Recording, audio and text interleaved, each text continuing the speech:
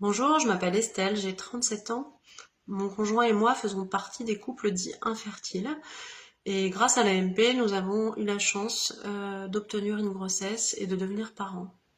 Sans l'aide de la médecine, notre projet parental n'aurait jamais vu le jour.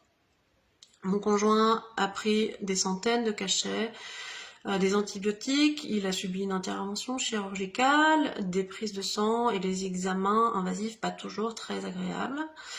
Pour ma part, j'ai gobé des centaines de cachets, je me suis fait des dizaines de piqûres, des échographies, une anesthésie générale et tout un tas d'examens pas toujours très agréables non plus. Nous sommes pleinement conscients de la chance qui nous a été donnée et nous continuons notre combat dans le but d'améliorer l'AMP aujourd'hui en France.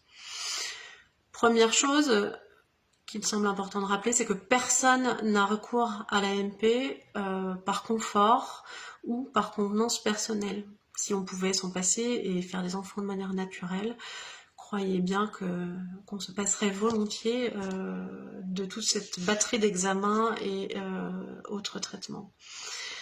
Deuxième chose qui nous inquiète, nous les patients, l'AMP, c'est ce projet de retirer le critère pathologique comme condition d'accès à l'AMP.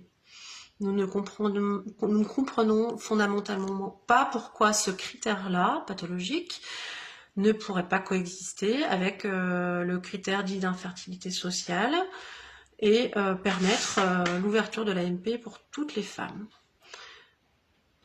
Lorsque vous vivez un traitement, intervention chirurgicale, etc., on est bien dans le champ du médical et l'AMP, aujourd'hui, est une réponse médicale pour bon nombre de soucis médicaux. L'AMP doit rester dans le domaine du médical.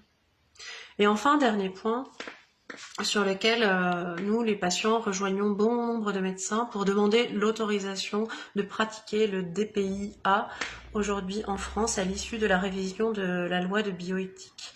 Cela permettrait de ne pas transférer des embryons qui n'ont absolument aucune chance de se développer.